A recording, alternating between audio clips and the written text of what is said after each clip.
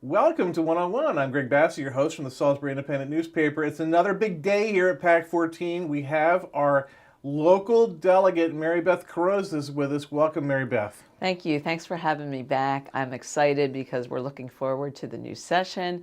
Of course, this is the time of year where we're taking a lot of time to meet with all our constituents, doing those rounds of meetings before session, so we'll be ready. So this is the exciting time. It's mid-January. What's the first date?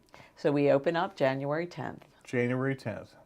And the governor gives a state of the state speech. So that's a little bit later. We'll Right. obviously first be focused, for me, I'll be focused on the budget.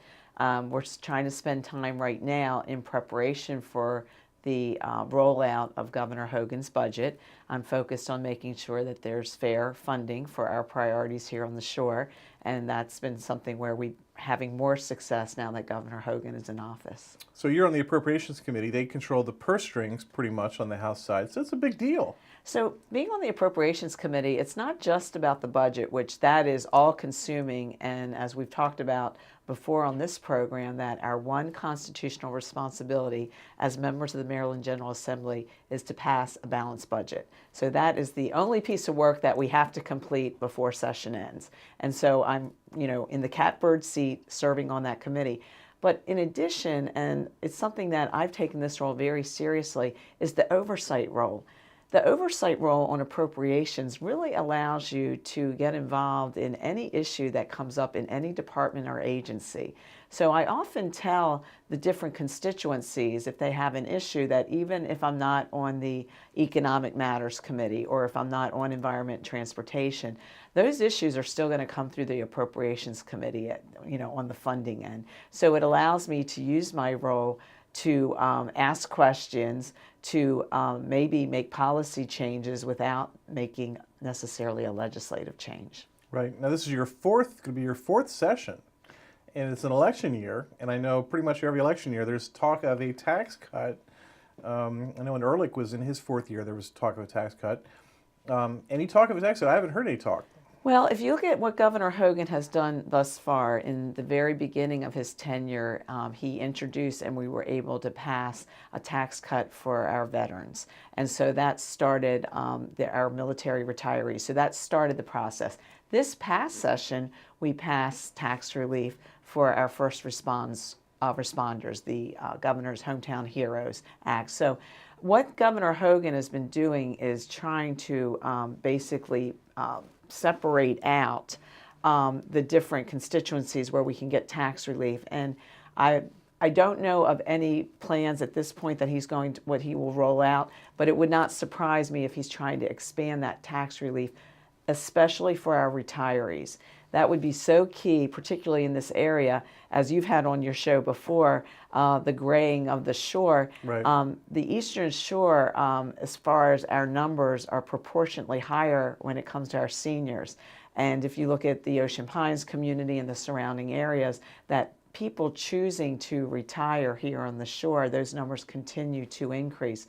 So Governor Hogan wants to make sure those retirees stay here in Maryland and not look at other states to retire. So it would not surprise me if there was an effort to try to provide some more tax relief to our retirees. Right, and it's not all about me, but I finally did the calculations on the Trump tax bill, and my taxes are going to go up. So I'm going to have to pay more. So I'm looking forward maybe to the state having some sort of a cut, because some of the states where there's high taxing, they're talking about maybe doing like local rules that would help reimburse people who might have to pay more federal tax because they own expensive property. Right. I think at the federal level, looking at the tax bill, which is going forward, the focus is to make sure as many middle-class families receive some type of tax relief. how it's going to impact Maryland, I still think we're sorting through that. And obviously, I think Governor Hogan, given his focus on economic development, job growth, making Maryland as business and family friendly as possible, will make some good decisions in that area. Right. The thing the governor's pushing right now is the sick leave bill. It's had different versions before. Did it get passed last year? So the leave bill did pass, Right. and Governor Hogan vetoed it. That's right. So this will be a major issue when we first return to session. And the hope is that the business coalition, including members of the Salisbury Chamber of Commerce, the Ocean City Chamber of Commerce, NFIB, the Maryland Retailers Association, the local members here, have been a real force in pulling together. The coalition has been pushing to see if Governor Hogan's veto can be sustained. They're looking at some key senators to see if they can sustain that veto, and I certainly would hope that Jim Mathias would support Governor Hogan's veto. But do you think the governor's going to maybe come with some alterations to change it? So what he did, Governor Hogan, recognizing that there would be some form of leave that would move forward, has introduced a compromise bill. Right. And what he's trying to do is see how we can move forward with leave without it being so hurtful and have such a negative impact on our employers. The current leave bill that was passed that Governor Hogan vetoed, and not only did I vote against that legislation, but I also introduced an amendment to try to have a 120-day seasonal exemption. Unfortunately, that was not included, as well as some other very pragmatic pro-business amendments that were not included in the final bill, which is why I voted against the leave bill. So Governor Hogan, recognizing, as he did last year, so he actually put forward a proposal at the beginning of last session that was trying to reach that balance between providing leave to employees while still being fair to our employers. Unfortunately, what the legislature passed went to the extreme. The penalties involved in this are so egregious on our local employers. The bill needs to be vetoed, and we need to start with a compromise that we could support. I mean, if I had plan A, would be still to leave it to employers, because I think employers recognize that their biggest Right. asset are their employees. Right. So a lot of employers have their own plans and take care of their employees and give them different options when it comes to leave. But I think the recognition that there's going to be a leave bill, the reality of it is we're going to have one. So Governor Hogan has put forward something that I believe is very fair, very balanced, and I would like to see us as a legislature support that type of approach. Right. There was a poll out last week. Maryland voters, potential voters, said that education was still the #1 issue in the state. Do you agree? Absolutely. And if you look at it, when we talk about education, it's all tied, though, to job growth, economic development. It's all linked, because we want our young people to be educated so that they can have productive jobs in the future, and we want those jobs and those families and those students to stay here on the shore. We just spent time going through the economic forecast. I always look forward to that event. It's pretty much a half a day that you commit to, and you hear from all of our business leaders, our community leaders, our employers, our higher education institutions, our public school system. We're all there in the same forum. We're hearing from each one of the local economic development directors, Somerset, Wycomico, and Worcester. They get up and talk about, what they're looking ahead, what the forecast looks like. Each one of them always brings up education, that we need a trained, skilled workforce. So in my mind, education and economic development and job growth, they're all linked together for the success of the shore. Right. Now, that forum was yesterday, the Salisbury Chamber of Commerce Annual Economic Forum. It's 29th year of it. It's a big deal. 30th. 30th, I'm sorry. And we're going to, it'll be on PAC 14. People will be able to watch it on PAC 14. But what did you hear yesterday? I am so glad that I attended and participated in this event, and I like the timing of it right before we go into session. So the day started with Chris Carroll, who represents Governor Hogan, is the Policy and Legislative Director and really focuses on economic development and job growth issues. He presented to the forum, and he focused on Governor Hogan has the More Jobs for Marylanders Act. The first piece of that passed this past session. He has gone ahead and introduced for this session an expansion of that, which includes Wycomico County and also includes beyond manufacturing, gets into the other sectors. So here's an opportunity with Governor Hogan taking this More Jobs for Marylanders legislation that's already been passed, expanding it, regionalizing it so we on the shore can take advantage of this. So I'm very excited about that. We're going to have to work very hard in this legislative session. So that was part of the forum yesterday.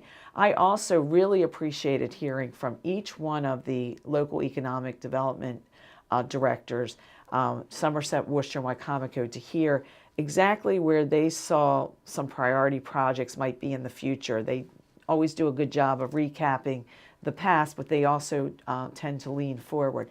And that helps me to know which projects I can be more involved with, where we may need some partnerships between the public and private sectors.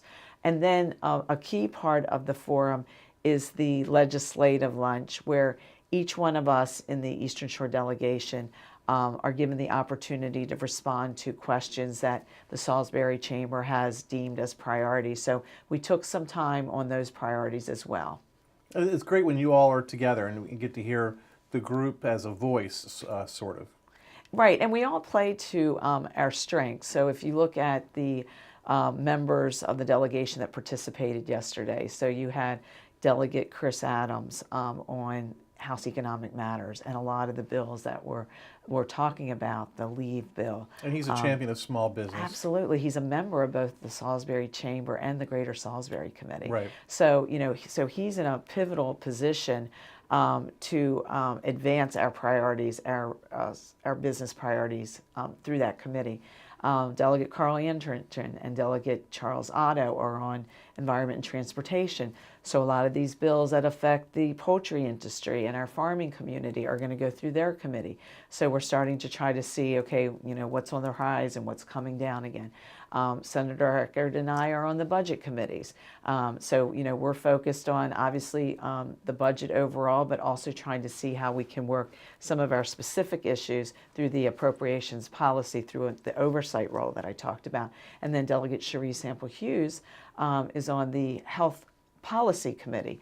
So given everything that's going on with health care, with insurance, what's going on at the federal level, what's going to impact the state level, she's in a key role there as well. And as a matter of fact, the delegation was together several times this week. We had our meeting with Salisbury University and went through their priorities. Also, we met after that meeting with a group of pharmacists who are having problems with their reimbursements. Wow, So okay. we're trying to again, leverage the committee assignments, hear directly from the local pharmacists on why their reimbursements are so low, and see how then we can work with the Department of Health and Mental Hygiene and the Maryland Insurance Administration to see how we can address those concerns. Because ultimately, if those local pharmacists are having problems with low reimbursement rates, it eventually is going to affect the consumer and our constituents. So we want to make sure those concerns are addressed so that our local constituents have affordable access to, to the products that they need at the pharmacies. One of the big topics at coffee the last couple of days surprises me is this idea of a new Bay Bridge. There's a Bay Bridge study. Everyone seems to have an opinion about where the bridge should go. I don't think they'll ever build a bridge, so I don't really care that much about it. But any thoughts on, do we need a third Bay Bridge? So we were asked that at the forum, Okay. and I have not been involved in those discussions, and it was one of those, would you support the, a third Bay Bridge? And I took a step back because, first of all, I want to understand the cost involved. And I want to make sure, obviously, as we continue to grow on the shore and we know what our transportation challenges are, I have supported Governor Hogan's efforts to look at the preliminary studies to look at that third span. So I do support that. I'm not ready to commit on, the timing of it, the cost of it.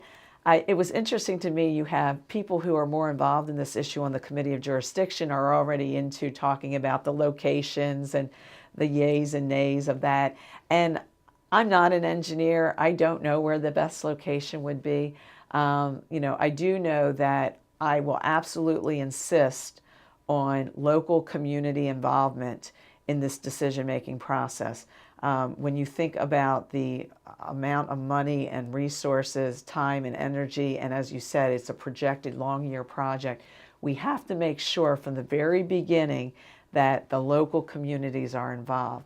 And I have heard that there's been some efforts to try to dampen the involvement of our local communities, and I absolutely will insist that this area has a voice in moving forward on a third span. I remember in the 70s, Louis Goldstein was behind the idea of a third span with it was going to be like a turnpike, limited access turnpike.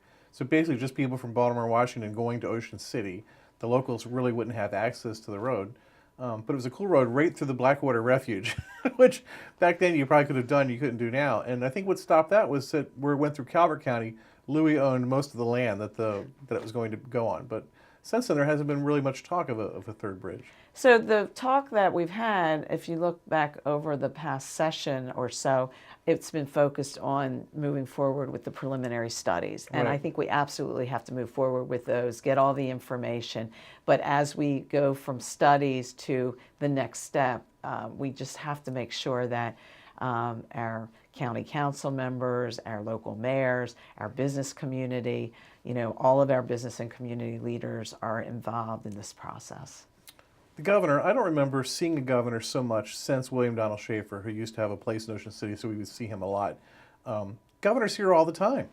He is. As a matter of fact, I was thrilled that Governor Hogan came down for my announcement to run for the state senate. When I heard that he might be able to make it, I was just so excited about that. Over 300 people came out to Ocean City Elementary School.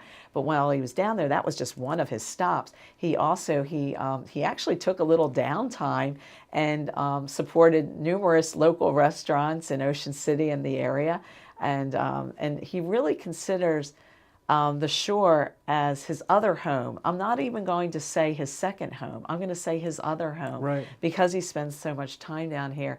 And he, and then he manages to work in, some events. We did an event on the beach with the Army Corps of Engineers, the mayor of Ocean City, talking about the beach replenishment project. So there you have Governor Hogan with Mrs. Hogan on the beach, doing this event, taking, and knowing that he was just not coming in and out to do the event, that he was actually staying with us for that whole weekend. So definitely the shore has become much more of a priority, and you see that reflected in the budgets that he proposes, and you see that reflected in the policies that he introduces. So I'm absolutely committed to Governor Hogan's reelection because it's good for the shore. It seems like he likes us, So even in Salisbury. So he absolutely does. He spends time over here. He's done the Chamber and the Greater Salisbury Committee events.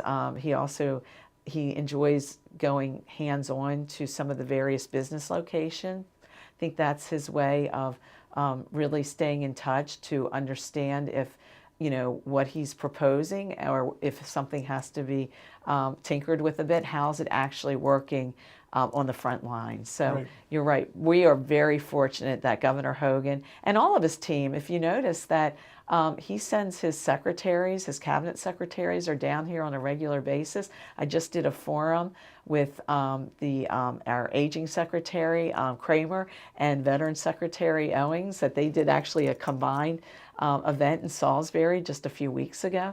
So it's not, it's actually more of a routine for not only Governor Hogan, Lieutenant Governor Rutherford, but his team to be down here on a very regular basis. Right. Very heavy Democratic state, more than 80% Democrat. He doesn't quite have 50% support in this poll, which I guess would make him vulnerable. I don't really see anyone. There's no one I know who's running against him in terms of the name category. So politically, he seems good. But one of the things in the poll that I really liked was that about 60% of Marylanders, maybe 65, think that the state's head in the right direction. I think that's right. And I think if you look back at candidate Larry Hogan in 2014, he moved all around the state, went into every community, and he had a specific focus on economic development and job growth. But if you notice what he also did by going into all those communities, he was listening, and what he also picked up and made a priority was the heroin opioid epidemic. Right. So that initially was not on his kind of campaign plan when he was moving around the state, but he went and he listened, and what he did is after he was elected, he immediately convened that task force, which we had a local representative, Dr. Michael Finnegan, It was like participating. declaring a war almost. Absolutely, Yeah. and then took it even further by declaring it an emergency. And what people need to understand why that's so important is that when you declare something an emergency, he was basically trying to knock down the bureaucratic barriers for the locals to be more engaged. So when that funding comes down, that whatever the locals decide, their priorities, that's how the funding should work.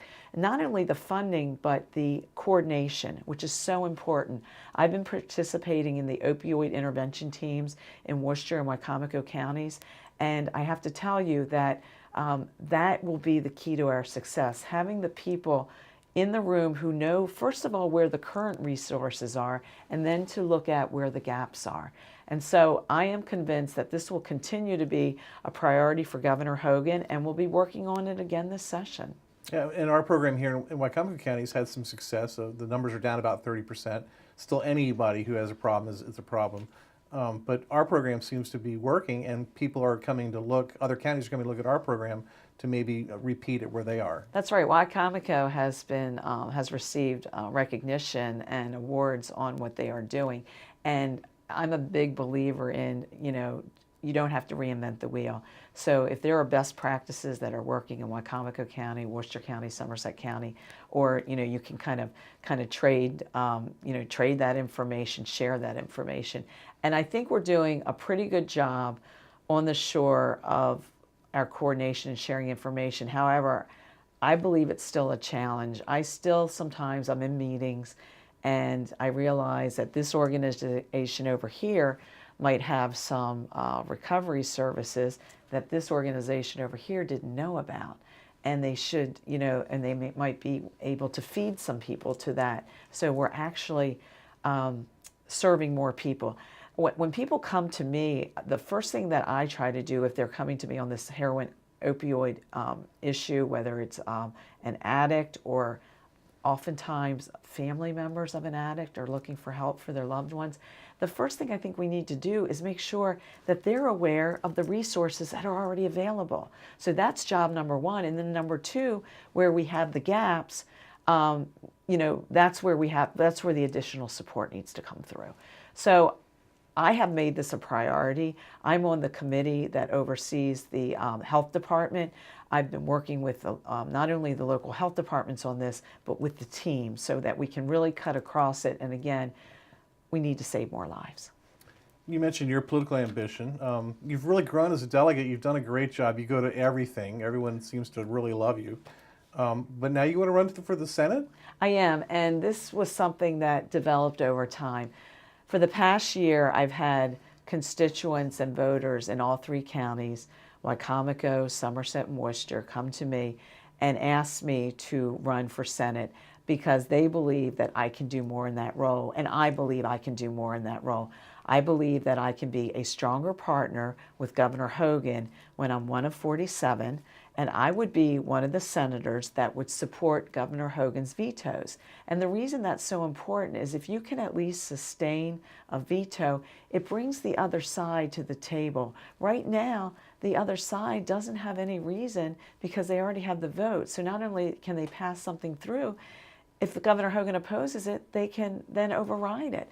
So we need enough senators to support Governor Hogan's veto, and I will support his veto because I think that's the way you get to the compromise consensus legislation that we need to move the state forward. So I'm very excited about that. And I have to tell you, the announcement and the rollout events have gone extremely well. Every day I have more volunteers, more people that are asking what can they do to help. So we did the big announcement, as you know, at the Ocean City Elementary School, but I immediately did 2 follow-on events, one in Salisbury featuring 2 women-owned businesses, and then down in Crisfield, again, featuring a family business right on the water there, that wanted to make sure that I was covering the entire district.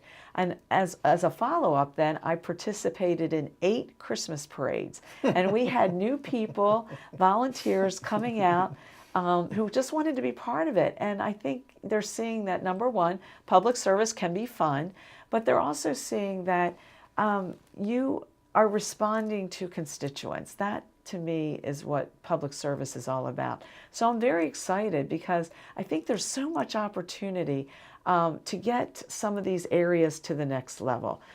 You look at some areas, you take a town like Berlin, which has been deemed the coolest town in America, and you look how they slowly over the years went from having an anchor with the Atlantic Hotel and then the businesses that built up afterwards.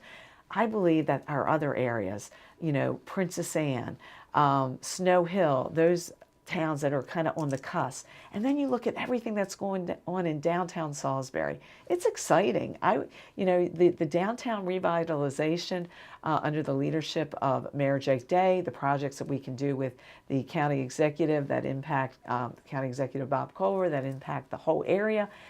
To me, these partnerships are key, and I believe as a state senator, I'll be in a stronger role to strengthen these partnerships. So I'm excited about it. I'm excited about serving more of our shore residents. She's Mary Beth Carozza. She's our local delegate getting ready to go to Annapolis. You work like 15-hour days up there, right? Pretty much, absolutely. Do you have to train for this, or you just go right into it? So I think my schedule leading up to it is building up to that with all the events that we're doing all around the 3 counties. So I'll be ready when we go to Annapolis. So we're going to send her up to Annapolis to represent us again for another session and then see what happens politically through the year.